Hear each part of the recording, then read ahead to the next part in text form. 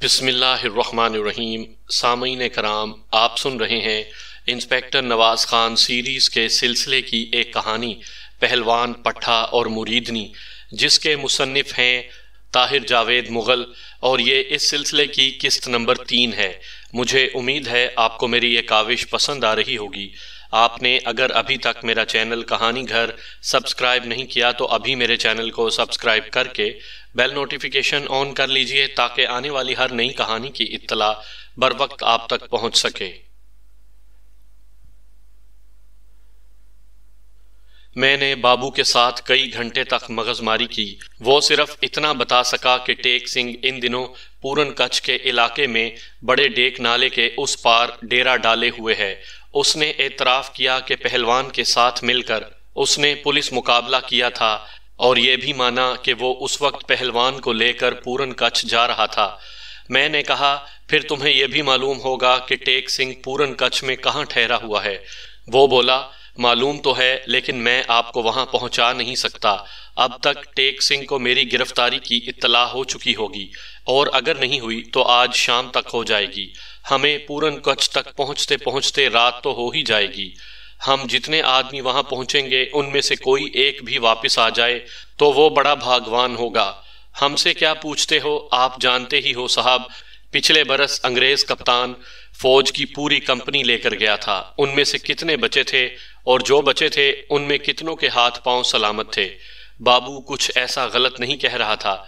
जैसा कि मैंने बताया है, वो इलाका जराइम पेशा अफराद की जन्नत था।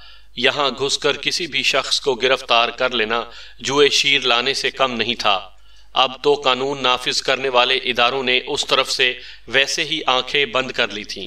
बहरतौर शहबाज पहलवान जो कुछ कर चुका था, उसके बाद लाजमी हो गया था कि उसे गिरफ्तार किया जाए। कैसे किया जाए, ये सोचना हमारा काम था। आला अफसरान को तो बस हुक्म देना था और लाइन हाजिरी की धमकियां देनी थी। हमारे अगले 8 हफ्ते सख्त भाग दौड़ में गुजरे। मुझे अच्छी तरह याद है, इस दौरान बकर ईद भी आई, मगर ना तो हम घर जा सके और ना ही ईद पढ़ सके। हम कपूरथला से करीबन 40 मील दूर दरियाए सतलुज की तरफ एक दुश्वार गुजार इलाके में थे। उस इलाके को कई नामों से याद किया जाता है, जिनमें से एक पूरन कच्छ भी है। यहाँ अमृतसर के एक बड़े जमींदार का रेस्ट हाउस था। उस रेस्ट हाउस में बिजली पानी का अपना इंतजाम था, और चारों तरफ बाड़ लगाकर उसे जंगली जानवरों से हर तरह महफूज किया गया था। जमींदार धनी राम सिंह उन दिनों रेस्ट हाउस में ही था। वो पिछले 1 माह से शिकार पर निकला हुआ था। 7 नौकरों की फौज थी, 8-10 अरबी घोड़े थे और ताजी कुत्तों का गोल था। उसके अलावा एक बड़ी खूबसूरत चीज़ भी धनी राम के पास थी, और ये एक 16-17 साला गुजराती लड़की थी। उम्र के लिहाज से ये लड़की धनी राम की बेटियों से भी छोटी थी, मगर रिश्ते के लिहाज से बीवी थी। बेहतरीन नस्ल के घोड़ों के साथ साथ धनी राम सिंह को हसीन औरतों का भी शौक था। शिकारी तो वो था ही, इसलिए शिकार तक पहुंचना उसके लिए कतई मुश्किल नहीं था। सुनने में आया था कि ये उसकी चौथी बीवी है। बहरहाल ये तज़करा यूं ही दरमियान में आ गया। मैं शहबाज पहलवान की रुपोशी और अपनी दरबदरी का जिक्र कर रहा था। धनी राम सिंह ने पुलिस पार्टी को अपने रेस्ट हाउस में ही ठहरा रखा था। उसके अलावा शहबाज की गिरफ्तारी के सिलसिले में भी पुलिस की मदद कर रहा था। उसे शहबाज से कोई दुश्मनी न थी और न कानून से कोई हमदर्दी। वो हमसे ताउन सिर्फ इसलिए कर रहा था कि वो एक बड़ा ज़मींदार था, और ऐसे ज़मींदार अपनी रियाया पर असर डालने के लिए पुलिस से ताल्लुकात रखा ही करते हैं।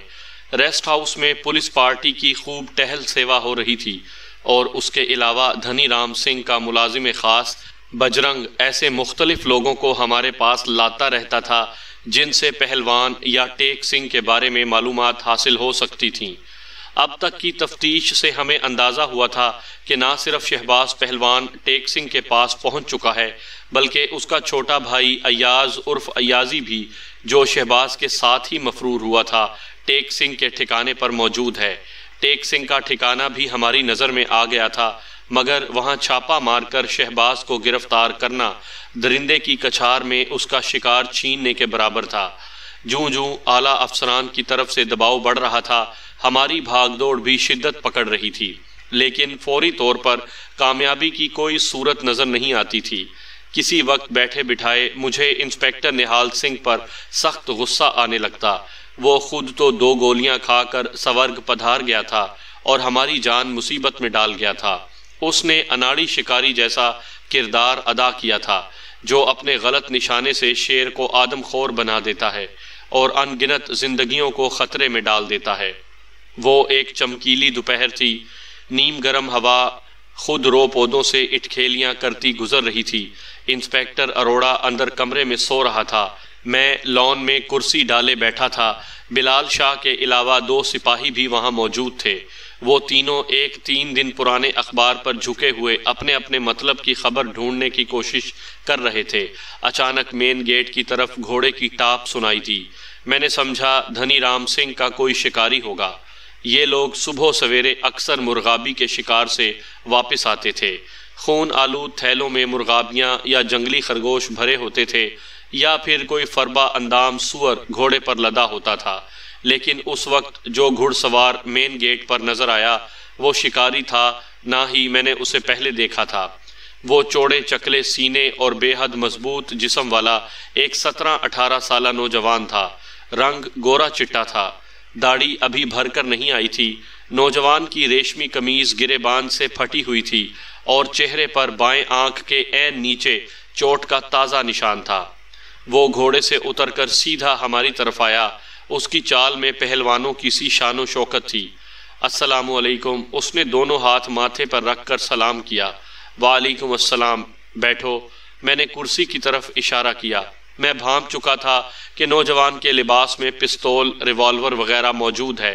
नौजवान ने अपना तारुफ कराते हुए इंकशाफ किया कि वो शहबाज पहलवान का भाई अय्याज उर्फ अय्याजी है। मैंने गौर से उसका चेहरा देखा। बिलाशुबा वो शहबाज का भाई था। सख्त हैरत की बात थी कि वो इस वक्त यहाँ मेरे सामने बैठा था। उसकी हालत से पता चलता था कि वो किसी से मारा मारी करके आया है। उसने अपनी कमीज के नीचे हाथ डाला और तहबंद की डब में से एक रिवॉल्वर और 15-20 गोलियां निकालकर मेरे सामने तपाई पर रख दी।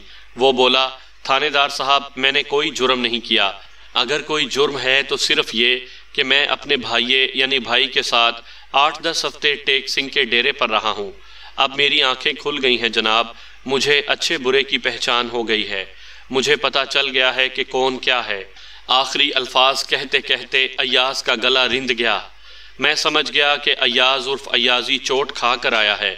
मैंने उसका असला कब्जे में लिया, मुंह हाथ धुलवाया और लस्सी पानी का इंतज़ाम किया। साथ साथ अय्याजी से बातें भी होती रहीं। वो शहबाज पहलवान के खिलाफ गमो गुस्से से भरा हुआ था। शहबाज के अलावा उसे टेक सिंह से भी शदीद रंज पहुंचा था। इस दौरान इंस्पेक्टर अरोड़ा भी आंखें मलता हुआ बाहर लॉन में आ गया। मैंने उसकी नींद पूरी तरह भगाने के लिए अय्याजी का तारुफ उससे कराया। उसकी नींद सचमुच भाग गई और वो आंखें फाड़ फाड़ कर अय्याजी को देखने लगा। अय्याजी की आमद हमारे लिए बहुत खुशकुन थी, ताहम उसके साथ साथ हमें चौकस रहने की भी ज़रूरत थी। ये किसी साजिश का ताना बाना भी हो सकता था। जिस इलाके में हम घुसे हुए थे यहाँ हर कदम फूंक कर रखने की ज़रूरत थी। अय्याजी से तवील गुफ्तगू और पूछ-गुछ के बाद हमें जो कुछ मालूम हुआ उसका लुब्बे लुबाब ये है। अय्याजी कुल 2 माह टेक सिंह के डेरे पर रहा था। घने जंगल में ये बिल्कुल आर्जी सा डेरा था। कच्चे कोठे बने हुए थे। वहाँ टेक सिंह के अलावा 15-20 बंदे और भी थे। वो सब मफरूर, डकैत और कातिल थे। डेरे में शराब नोशी की महफिलें जमती थीं और जुआ खेला जाता था। वहाँ एक खूबसूरत लड़की भी थी। उसका नाम सफ़िया था। सफ़िया के बारे में अय्याजी को पता चला था कि वो अमृतसर की रहने वाली है। उसके वालिदैन एक हादसे में हलाक हो चुके हैं। वो बेआसरा है और इलाके का एक खानू नामी बदनाम गुंडा हाथ धोकर उसके पीछे पड़ा हुआ है। किसी में जुर्रत नहीं थी कि वो उस गुंडे के खिलाफ लड़की की मदद करता। टेक सिंह ने उसकी मदद की और पनाह का वादा करके अपने साथ ले आया। अब वो लड़की वहीं रह रही थी टेक सिंह के साथ और उसे भाई कहती थी। नौजवान अय्याजी की बातों से पता चला कि वो पहली निगाह में ही लड़की के तीरे नज़र का शिकार हो गया था। लड़की भी उसकी तरफ माइल थी और इस खतरनाक माहौल से निकल जाना चाहती थी। इलाके के बदनाम तरीन बदमाश जब इकट्ठे होकर शराब पीते थे, फहश गालियां देते थे और बरहना डांस करते थे तो वो बेचारी डर सहम कर किसी कोने में दुबकी रहती थी। अगर पूरन कच्छ से बाहर उसे शहरी गुंडे खानों का खौफ ना होता तो वो एक पल भी यहाँ रुकना पसंद न करती। अयाजी को भी ये माहौल एक आंख नहीं भा रहा था। वो भाई की मोहब्बत में सब कुछ छोड़कर इस वीरान इलाके में चला आया था, लेकिन यहाँ आकर वो देख रहा था कि भाई दिन ब दिन बदलता जा रहा है। वो जो सिगरेट को हाथ भी नहीं लगाता था अब शराब पीता था, गालियां बकता था और बाजियां लगाता था। एक रोज पहले तो हद ही हो गई। अयाजी ने अपने भाई को सफिया के साथ गैर हालत में देख लिया। उसका खून खोल उठा। वो भाई जिसे वो बाप की जगह समझता था कितनी बेदर्दी से उसके दिल का खून कर रहा था, ये जानते बूझते भी कि वो सफिया को चाहता है और उससे शादी का ख्वाहिशमंद है। शहबाज उसको अपनी बाहों में भर रहा था। ये नज़ारा किसी तौर अयाजी के लिए काबिले बर्दाश्त नहीं था। उसकी आंखों में चिंगारियां भर गईं। नताइज से बेपरवाह होकर वो कमरे में घुस गया। उसकी आमद ने शहबाज को बौखला कर रख दिया। वो हुज्जल नज़रों से अयाजी की तरफ देखने लगा, लेकिन फिर उसने संभाला लिया। उसके चेहरे पर हरास की जगह गुस्से की सुर्खी नजर आने लगी, यानी उल्टा चोर कोतवाल को डांटने वाला मामला हो गया। शहबाज गुस्से से बोला कि वो बगैर पूछे अंदर क्यों घुस आया है। अयाजी भी आतिश फिशां की तरह खोल रहा था। मालूम नहीं उसके मुंह से क्या बात निकली कि शहबाज आपे से बाहर हो गया। वो खून आशाम जानवर की तरह अयाजी पर झपटा और उसे मारने लगा। अयाजी ने भी ईंट का जवाब पत्थर से देने की कोशिश की, लेकिन कुछ भी था, शहबाज ताकत में उससे कहीं बढ़कर था। वो एक भरपूर जवान था, जबकि अयाजी का जिस्म अभी भर रहा था और जोर पकड़ रहा था। शहबाज ने लम्हों में उसे धुनक कर रख दिया। भाई के सलूक ने अयाजी का दिल छलनी कर दिया था। कल रात ही उसने टेक सिंह का डेरा छोड़ दिया और डेक नाला पार करके खुले इलाके में आ गया। यहीं पर उसे मालूम हुआ कि शहबाज पहलवान की तलाश में आने वाली पुलिस पार्टी ने पिछले कई हफ्तों से धनी राम सिंह के रेस्ट हाउस में डेरे डाल रखे हैं। वो गुस्से में भरा हुआ था। उसने सीधा रेस्ट हाउस का रुख किया और हमारे पास पहुंच गया। जैसा कि मैं बता चुका हूं, अयाज की आमद हमारे लिए निहायत नेक शगुन थी। अब ये हमारा काम था कि उस शगुन को ज़्यादा से ज़्यादा नेक कैसे बनाया जाए। शहबाज की गिरफ्तारी के सिलसिले में हमें अयाजी बहुत मुफीद मशवरे दे सकता था। वो 2 माह टेक सिंह के डेरे पर रहा था और वहाँ की हर ऊंच नीच से वाकिफ था। मैंने महसूस किया कि वो दिलो जान से भाई के खिलाफ हो चुका है और चाहता है कि उसे अपने किए की करार वाकई सज़ा मिले। अगले 24 घंटे में अयाजी ने साबित कर दिया कि वो वाकई भाई से सारे नाते तोड़ चुका है और पूरी नेक नियति के साथ पुलिस से ताउन पर आमादा है। अयाजी की मायूसी देखकर अंदाज़ा होता था कि पिछले 2-3 माह में शहबाज पहलवान गुमराही के रास्ते पर बड़ी तेज़ी से आगे बढ़ा है। अयाजी ने हमें एक निहायत कारामद बात बताई। उसने कहा, 2 हफ्ते बाद दिवाली है और टेक सिंह का इरादा है कि दिवाली अमृतसर जाकर देखी जाए। एक रोज़ रात को वो अपने एक साथी हाशू खान से ये बात कर रहा था। मैंने किसी तरह ये बातें सुन ली थीं। मुझे ये भी पता चला था कि अगर वो लोग दिवाली पर गए तो शहबाज भी उनके साथ जाएगा और वहाँ वो उसे पहली धार की ख़ास शराब पिलाएंगे। मुझे उम्मीद की किरण दिखाई देने लगी। हमें किसी ऐसे ही मौके की तलाश थी। उस मौके से फ़ायदा उठाने के लिए हम 10-15 रोज़ तो क्या 10-15 हफ्ते भी इंतज़ार कर सकते थे। शाम को धनी राम सिंह से भी इस सिलसिले में बात हुई। उसने भी यही मशवरा दिया कि ख़तरनाक इलाके में घुसकर जाने मुसीबत में डालने के बजाय 10-15 रोज़ इंतज़ार कर लेना मुनासिब है। सिरी अमृतसर की दिवाली देखने के लायक होती है। करबो जवार के देहात से लोग जोक दर जोक यहाँ पहुँचते हैं। दरबार साहब के अंदर और बाहर मेला सा लग जाता है। कई शौकीन मिजाज 2 रोज़ पहले यहाँ डेरे डाल लेते थे और खूब मौज मेला करते थे। दरबार साहब के बाहर वाले बाज़ारों में बड़ी धूम होती थी। खुली जगहों पर खेल तमाशों का एहतमाम भी किया जाता था। हम अमृतसर पहुँचे तो दिवाली में अभी 1 रोज़ बाकी था, लेकिन रश देखकर महसूस होता था कि आज ही दिवाली है। दरबार साहब के अंदर बाहर रोशनियों का इंतज़ाम किया गया था। काली तख्त में हथियारों की नुमाइश की गई थी और हर मंदिर में माथा टेकने वालों का तांता बंधा हुआ था। पुलिस पार्टी में बिलाल शाह, इंस्पेक्टर अरोड़ा, इंस्पेक्टर दरवेश अली, सब इंस्पेक्टर राजिंदर और 2 कांस्टेबल शामिल थे। हम सब देहातियों के भेस में थे। अमृतसर पहुंचते ही हम सीधे दरबार साहब आए थे और दरबार साहब आते ही हुजूम में तितर बितर हो गए थे ताकि मुल्जिमान को शनाख्त किया जाए। पहलवान शहबाज डील डोल के लिहाज से ऐसा आदमी था कि सैकड़ों के मजमे में भी नज़र पर चढ़ सकता था। मुझे पूरी उम्मीद थी कि वो अगर दरबार साहब की दिवाली में पहुंचा है तो बचकर नहीं जा सकेगा। दरबार साहब में घूमते हुए ही मुझे ये बात भी मालूम हुई कि कल एक करीबी अहाते में कुश्तियों के मुकाबले भी होंगे। इर्द गिर्द के कई नामवर पहलवान उन मुकाबलों में हिस्सा ले रहे थे।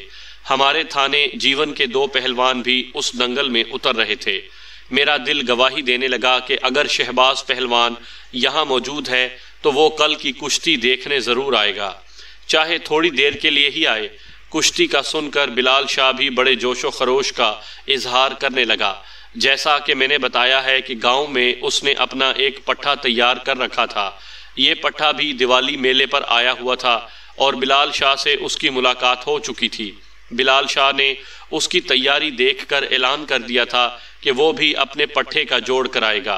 गालिबन उसने सोचा था कि गांव से दूर अमृतसर के मेले में पट्ठा हार भी गया तो कौन सी कयामत आ जाएगी। ज़्यादा से ज़्यादा पुलिस पार्टी को पता चलेगा या चंद गिने चुने अफराद इस हार से बाखबर होंगे और फिर उसने कौन सा खुद कुश्ती लड़नी थी, अपने पट्ठे को ही लड़ानी थी। उसे पता नहीं था कि क्या मुसीबत उसके गले पड़ने वाली है। अगले रोज़ दोपहर को कुश्तियों का आगाज़ हुआ। पहली 1-2 कुश्तियाँ तो साफ तौर पर नूरा नज़र आ रही थीं, फिर कुछ सही कुश्तियाँ भी हुईं। धीरे धीरे दंगल में गर्मी पैदा होती गई। ढोल ज़ोरों शोर से बज रहे थे, भंगड़े डाले जा रहे थे और जीतने वाले पहलवानों पर फूलों की पत्तियां निछावर हो रही थीं। इस तमाशे के इर्द गिर्द पुलिस पार्टी के अरकान सादा कपड़ों में मौजूद थे और हर मशकूक शख्स पर नज़र रखे हुए थे।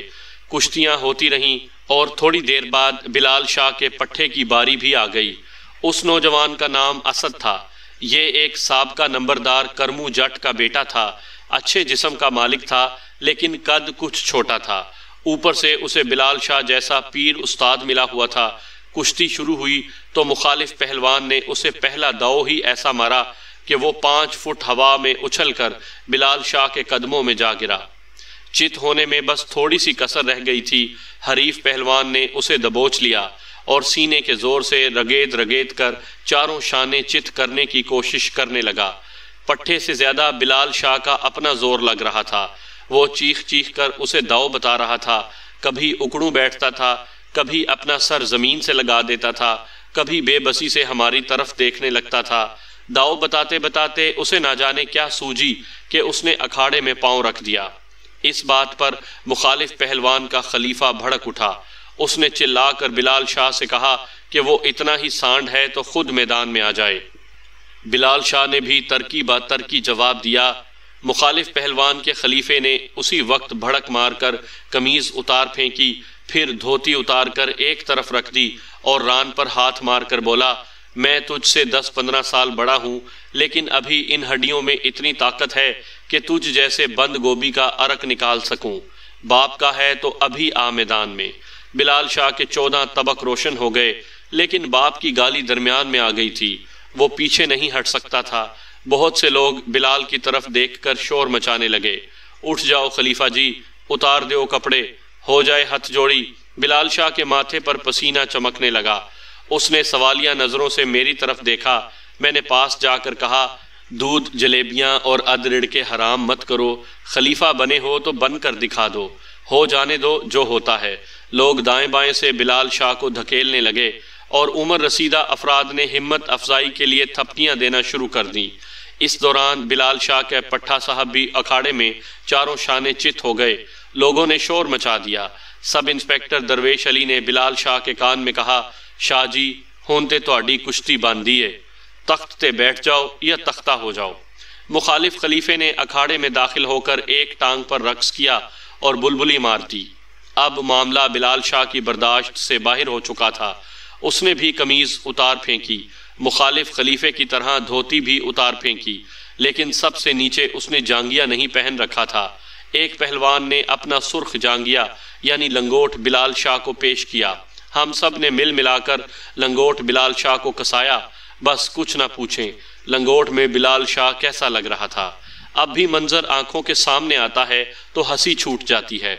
लंगोट ना उसे बांधना आता था ना हमें, बस यूं लग रहा था कि अभी खुला। थल थल करती खमीर आटे जैसी तोंद ने सामने से लंगोट को मुकम्मल तौर पर छुपा रखा था। छाती ढलकी हुई थी और कंधे आगे को झुके हुए थे। अखाड़े में पहुंचकर बिलाल शाह ने अपने हरीफ की तरह पंजों पर उछलने की कोशिश की, लेकिन ऐसा करने से उसकी तोंद और छातियां ऐसे बेढंगे तरीके से हिलीं कि वो शर्मिंदा होकर रह गया। बिलाल शाह का हरीफ उम्र में बड़ा जरूर था, लेकिन था पहलवान। बिलाल शाह की तरह जाली खलीफा नहीं था, वो खासा बाएतमाद दिखाई देता था। अब बिलाल शाह को लंगोटे में जलवागर देखकर उसका एतमाद कुछ और बढ़ गया था। मुंसिफ ने कुश्ती शुरू कराई। हरीफ पहलवान अक्कू ने कसकर बिलाल शाह की गर्दन पर कसोटा मारा। बिलाल शाह चक्कर खाकर अखाड़े से बाहर गिरा, लेकिन गिरते साथ ही तेजी से खड़ा हो गया। बिलाल शाह कोई कमजोर शख्स नहीं था, लड़ाई भिड़ाई करना जानता था। बंदे को ऐसा जिन जफ्फा मारता था कि वो हिल नहीं सकता था। मगर ये कुश्ती थी, लड़ाई नहीं थी, और कुश्ती भी एक तजर्बेकार पहलवान से। उसने बिलाल शाह की गर्दन पर हाथ रखा और ऐसा खींचा मारा कि वो बेचारा 2-3 कलाबाजियां खा गया। लोगों ने शोर करके आसमान सर पर उठा लिया। इससे पहले कि बिलाल शाह उठता, अक्कू ने उसे जा दबोचा। बस फिर कुछ न पूछें, अल्लाह दे और बंदा ले। वहां जो कुछ बिलाल शाह से हुआ यादगार था। उस कमबख्त ने बिलाल शाह को उठा कर पटका और पटक कर उठाया। होश ही नहीं आने दी उसने। हमें हर घड़ी ये फिक्र लगी हुई थी कि कहीं बिलाल शाह का लंगोट भी उसका साथ ना छोड़ दे। ये आखिरी कसर भी निकल जाती तो वो यकीनन खुदकुशी के बारे में संजीदा हो जाता। मुखालिफ पहलवान वाकई उस्ताद था। वो बिलाल शाह को रुगेत तो रहा था, लेकिन इस एहतियात के साथ कि कहीं वो चित ना हो जाए, क्योंकि वो चित हो जाता तो खेल ख़त्म हो जाता।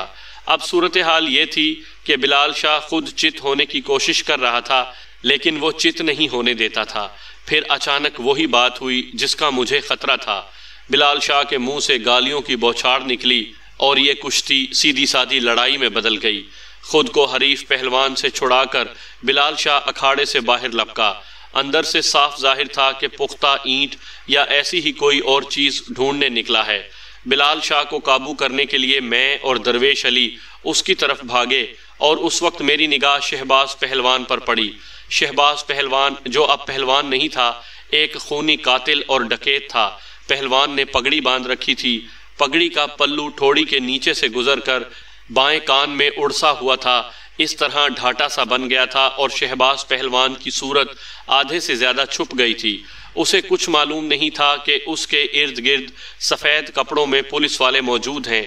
जब बिलाल शाह अपने मुखालिफ पहलवान को गालियां देता अखाड़े से बाहर भागा तो शहबाज पहलवान ने उसे दबोच लिया। एक हाथ बिलाल शाह की बगलों के नीचे से गुजारकर उसने बिलाल शाह को यूं उठा लिया जैसे चील चूजे को उठाती है। बिलाल शाह शहबाज पहलवान की गिरफ्त में बुरी तरह मचल रहा था। शहबाज पहलवान ने मज़ाहिया अंदाज में हंसना शुरू कर दिया। साथ साथ वो बिलाल शाह को पुचकार रहा था, बस जाने दो खलीफा जी, कुश्ती में गुस्सा अच्छा नहीं होता। वैसे भी तुम्हारा लंगोट ढीला हो गया है, कहीं गिर ही न जाए। बिलाल शाह तो जैसे गुस्से में अंधा हो रहा था। अगर उसे शहबाज पहलवान ने ना पकड़ा हुआ होता तो यकीनन वो अब तक खुद को छुड़ा चुका होता और अपने हरीफ पहलवान से उसकी खुलम खुला जंग हो गई होती। एकदम ही शहबाज पहलवान और बिलाल शाह के गिर्द लोगों का हजूम हो गया। बिलाल शाह की नाक से मुसलसल खून बह रहा था और तैश के आलम में जो उसकी ज़बान पर आ रहा था कहता चला जा रहा था।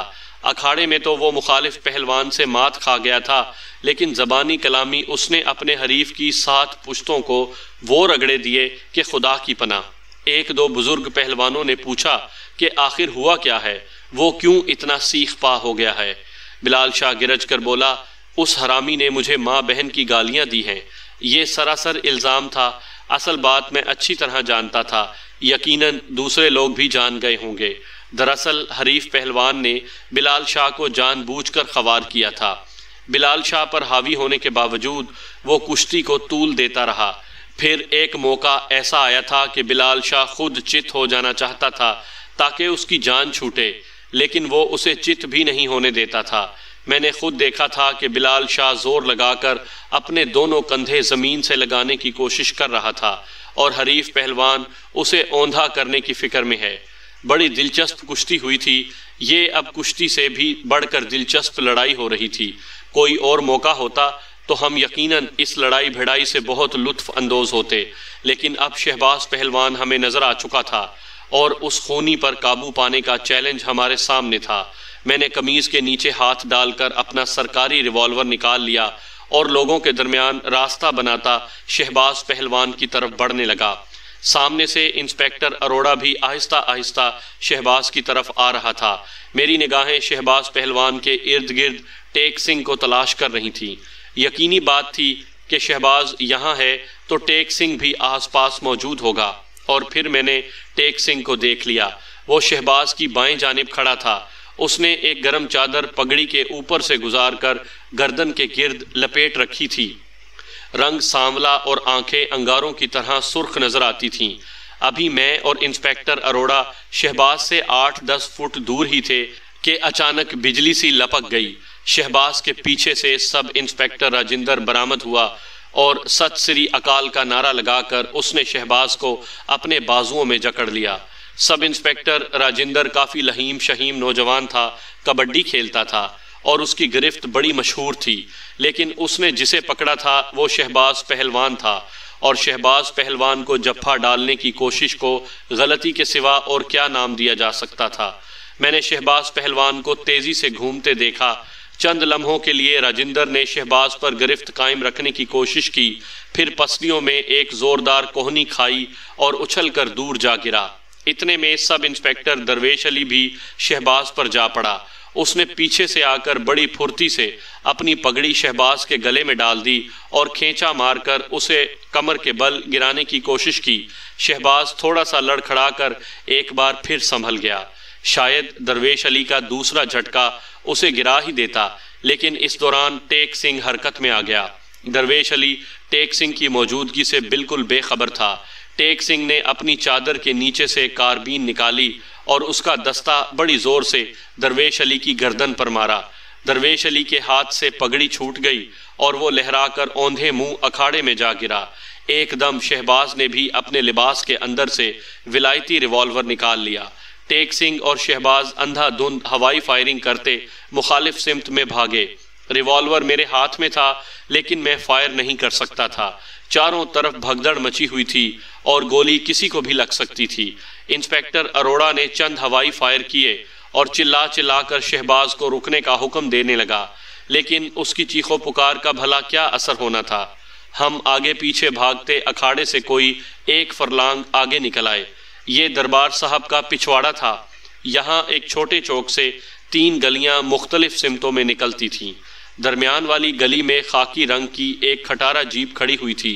शहबाज, टेक सिंह और उनका एक साथी भागते हुए जीप में सवार हो गए। जीप का रुख हमारी तरफ था। उसके अंदर ड्राइवर पहले से मौजूद था। ड्राइवर ने बड़ी फुर्ती से जीप रिवर्स की। वो उसे वापस मोड़ना चाहता था, लेकिन गली तंग थी। जीप का रुख मुड़ते मुड़ते हम भागने वालों के सर पर पहुंच सकते थे। मेरे दिल में उम्मीद की किरण रोशन हुई कि शायद हम शहबाज और टेक सिंह को घेर लें, लेकिन फिर हमारी आंखों ने ताकत का एक ज़बरदस्त मुजाहिरा देखा। शहबाज पहलवान जस्त लगाकर जीप से उतरा, जीप के पिछले बम्पर पर हाथ डाला और दोनों पहिए उठाकर जीप को घुमा डाला। रुख मुड़ते ही जीप कमान से निकले तीर की तरह बड़ी सड़क की तरफ गई। मैंने शहबाज पहलवान को भागकर जीप में कूदते और ओझल होते देखा।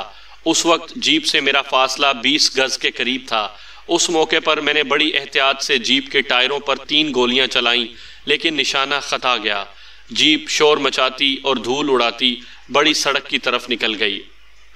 श्री अमृतसर की दिवाली से शहबाज और टेक सिंह का निकल भागना कोई मामूली वाकया नहीं था।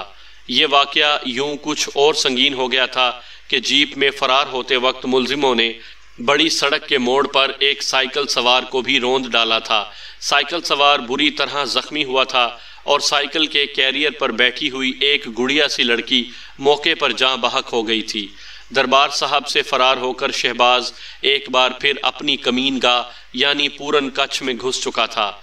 हम उसका ताकुब करते हुए दोबारा जमींदार धनी राम के रेस्ट हाउस में पहुंच गए। जैसा कि मैं बता चुका हूं कि ये रेस्ट हाउस कपूरथला से 40 मील दूर दरियाए सतलुज की जानिब एक दुश्वार गुजार इलाके में वाक़या था। पहले भी हम शहबाज के ताकुब में उस रेस्ट हाउस से आगे नहीं जा सके थे। अब फिर वही मसला दरपेश था।